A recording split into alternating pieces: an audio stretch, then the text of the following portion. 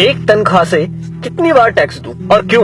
जवाब है, मैंने 30 दिन काम किया, तनख्वाह ली, टैक्स दिया, मोबाइल फोन खरीदा, टैक्स दिया, रिचार्ज किया, टैक्स दिया, डेटा लिया, तब टैक्स दिया, बिजली ली, फिर टैक्स दिया, घर लिया, टैक्स दिया, टीवी फ्रिज आदि लिए, टैक्स दिया, कार ली, टैक्स दिया, पेट्रोल लिया, फिर टैक्स दिया, सर्विस करवाई, टैक्स दिया, रोड पर चला, फिर भी टैक्स दिया, टोल पर फिर टैक्स दिया, लाइसेंस बनवाया, टैक्स दिया, गलती की तो टैक्स दिया, रेस्टोरेंट में खाना खाया तो टैक्स दिया, पार्किंग का टैक्स दिया, पानी लिया उस पर टैक्स दिया, राशन खरीदा उस पर भी टैक्स दिया, कपड़े जूते किताबें ली उस पर भी टैक्स दिया, टॉयलेट गया उस पर भी टैक्स दिया, दवाई ली तो भी टैक्स दिया, गैस ली टैक्स दिया, सैकड़ों और चीजें ली और टैक्स दिया, कहीं फीस दी, कहीं बिल, कहीं ब्याज दिया, कहीं जुर्माने के नाम पर तो कहीं रिश्वत के नाम पर पैसे देने ही पड़े।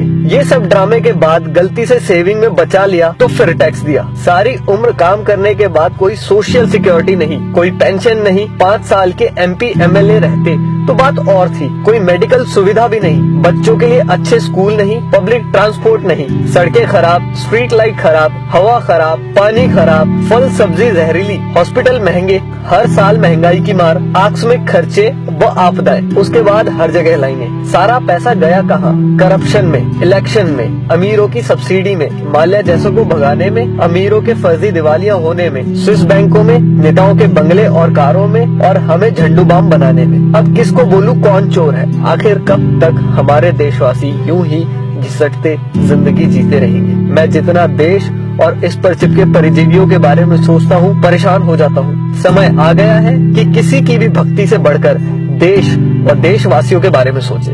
प्लीज इस वीडियो को शेयर करके देश के हर नागरिक तक पहुँचाएं। धन्यवाद।